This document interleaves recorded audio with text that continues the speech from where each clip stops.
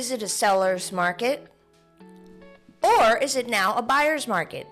You want to stick around and watch. This is Kasama Lee, your community realtor. So I was actually gone on a mission trip for 18 days in April. And I came back with, there was so much noise in real estate and the economy and all the ingredients that just make everything spin, right? And the question of recent that has kept coming up is, so is it now the buyer's market? Has the market completely shifted? Or is it still the seller's market? Well, the answer to that is never, ever black and white in real estate.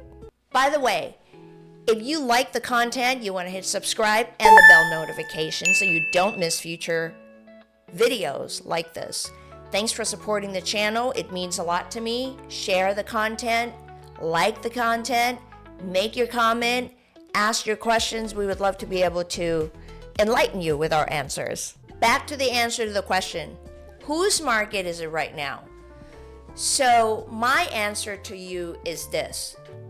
Well, it depends on which city you're looking to sell or buy. It's very interesting to see the dynamic and the shift that is happening. I serve in multiple cities in Napa and Solano counties, and they all look slightly different. Now, in Vallejo, I can tell you that the market has been getting to where the normal market would be, and you might not even remember if you have been part of the 2020 pandemic and all the things. It hasn't been normal in a long time. What does normal look like? Well, normal looks like there is a balance between the supply, which is the number of listings that are on the market. There's a balance with the number of buyers who are out there buying. There's healthy negotiation that happens. And we feel like the market right now is starting to look normal again, where there is negotiation going on.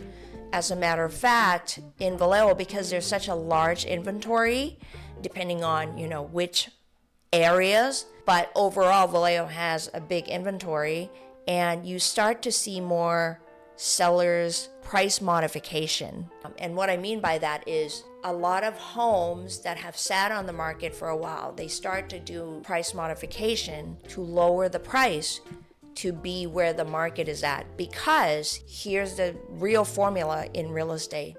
If the listing has gotten a lot of traffic, has a lot of people looking, but they're not making an offer, the price needs to be adjusted. That's the indication, because the best gauge of that is what the market is willing to pay, which is the pool of buyers who are diligently, and I'm talking about serious committed buyers who are ready to buy. What are they looking at, and what are they doing with what they're seeing? Are they making offers, or are they just feeling like there's more room for the price to be modified before? And when I say modified, I'm talking about price decreasing, okay? So the buyers are just kind of waiting to see which is the best property, because remember, interest rate is still on the higher side, right? We're still in the 6, and I think it's gone up a little bit. So that is still happening. So that impact the purchasing power of the buyer, right? Now, in American Canyon, there are more listings now for sure in the inventory. So we have, I believe the last I looked, we have 14 homes on the market, which is a pretty healthy number, because at one point we were slim. We had like 7 or 8 listings. That's a low inventory for American Canyon, considering American Canyon only has a little over 6,000 homes, okay? So American Canyon, things are still moving. Days on the market is less. You see some price adjustments, but not that much. Napa market is also slower. Napa also has healthy inventory as well. So it depends on price range, right? The higher end prices are sitting on the market longer. It's still the same formula. Buyers are more selective. Unless they're paying all cash, they're depending on the financing piece, which is connected to the interest rate, right? Now, I say all this to say this. The one common theme that we're seeing actually all of California and actually nationwide is we're starting to see more in common seller's concession.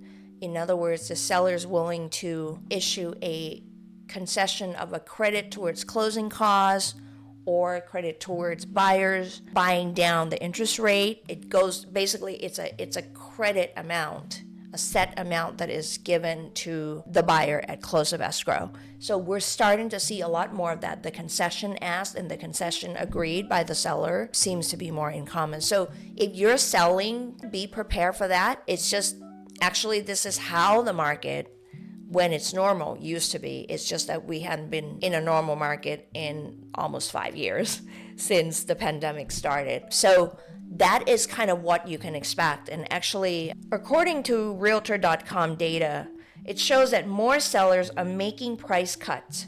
In April 2025, 18% of home listings had price reductions, the highest April share in Realtor.com data going back to at least 2016. This trend suggests that sellers are adjusting their expectations in the face of affordability challenges and weaker buyer demand in some markets. So there you have it. This is the market that we're in. We're just kind of going back to what seller and buyer would be negotiating for a transaction to come together. Don't be shocked. Don't be surprised by it. We've been spoiled for a little bit, but it's time for your good old real estate agents to do some serious work to bring the transaction together to a happy ending and to a successful close of transaction. Thanks for watching, and I hope this is helpful to you. I am here at your service, Kasama at Team Kasama Lee. Have a great week.